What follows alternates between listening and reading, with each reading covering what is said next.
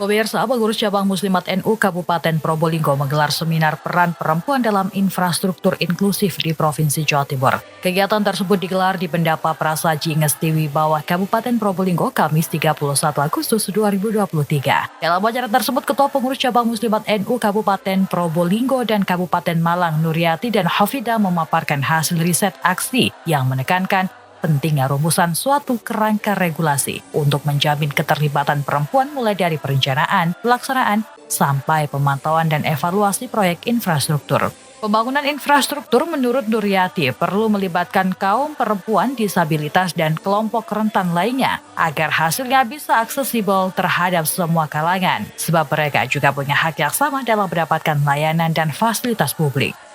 Sehingga layanan kita bukan hanya layanan bidang keagamaan, tapi semua layanan di segala sektor termasuk infrastruktur muslimat sudah mulai.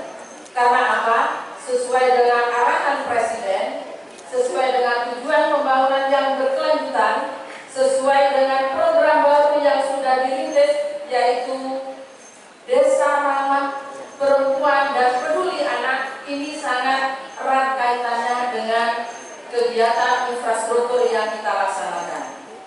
Kenapa? Untuk apa kita melakukan itu? Kok sampai muslimat membawa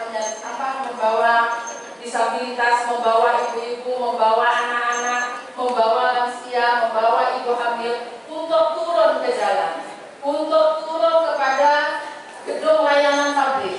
Kita menginginkan adalah sesuai dengan undang-undang pemerintah bahwa semuanya bisa menikmati layanan publik yang aksesibel. Lalu Australia mengeluarkan kebijakan pembangunan internasional yang baru. Kebijakan ini menegaskan kembali dan memperluas komitmen terhadap AIDS. Sebagian orang menanggapi bahwa perempuan, laki-laki, dan kelompok rentan termasuk penyandang disabilitas memiliki kebutuhan dan mendapat manfaat yang sama dari pembangunan.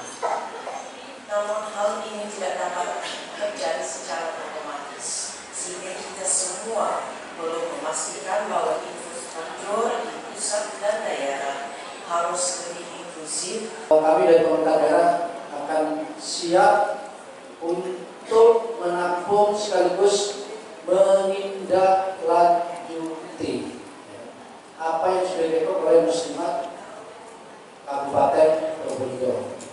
Pemerintah Kabupaten Probolinggo tahun depan perlu saya sampaikan, kita lagi prioritaskan untuk peningkatan infrastruktur. Hari ini kita banyak hal infrastruktur yang sudah kurang memadai, kurang optimal, termasuk kurang ramah kepada untuk anak-anak disabilitas.